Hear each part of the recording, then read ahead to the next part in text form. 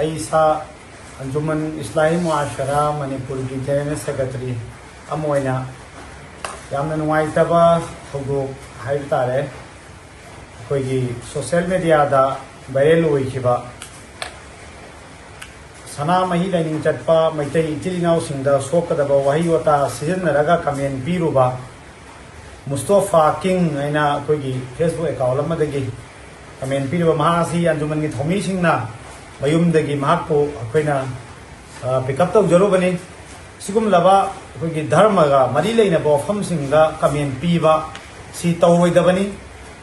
चाहे मैतै लाइनिंग चटपगी ओइरो इस्लाम लाइनिंग चटपगी ओइरो नत्रगना क्रिश्चियन लाइनिंग चटपगी ओइरो हाइरिबा वफमसिंगसिदा अखोइ बेड कमेंट पीबा नत्रगना मसदा हुन्नबा हाइनबसी तौरोइदबनी असिगुमलबा अखोइगी मैतै पांगाल इचिलिनावसिंगी मरक्तगी मुस्तफा किंग कौबा मदगी अखोइगी सनामही लाइनिंग चटपा इचिलिनावसिंगदा यामना थमोइ सोकदबा तौहैदबा हायैदबा वफम नांगुबा मागसी अखोइगी अंजुमन की थोमीसिंगना फगलगा माको ऑफिसता वखन तामिनगनी अदो माकी माइकैदगी मयामदा सेंदोक वरोल लमा अखोइ अंजुमन की साइटगी माको फगलबा मतुंगदा मयामदा सेंदोक हनबगी वरोम तंग पिजरी मुस्तफा किंग सलाइसा फर्टिनेंस की एफबी की लाइव वीडियो अमदा की एफबी अकाउंट मुस्तफा किंग दगी सनामही लाइनिंग चटपा मैतै इसिन इनाव सिंगना साउनिंगदबा वहाई सनामही पंदुना कमेंट अमा पीरुबा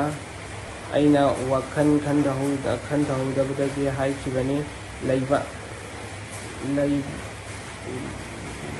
सोशल मीडिया की खुथांगदा लानख्रे हाइना सेंदोकजै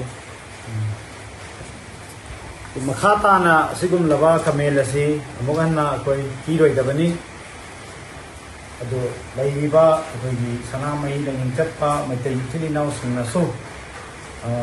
अखोइना अदी अंजुमन इस्लाही मुआशरा की माइकैदगिसु सिगुमलबा महाकी कमेंट अदुदा वायरल ओहनखिबा फेसबुक पेज सिंगदा फेसबुक अकाउंट सिंगदा सोशल मीडिया सिंगदा थगतखिबा मयाम अदुमसु लौथोकपियो हाइना अंजुमन इस्लाही मुआशरा लिलोंग मणिपुर की माइकैदगी लेबाक मयामदा अपील तौजै।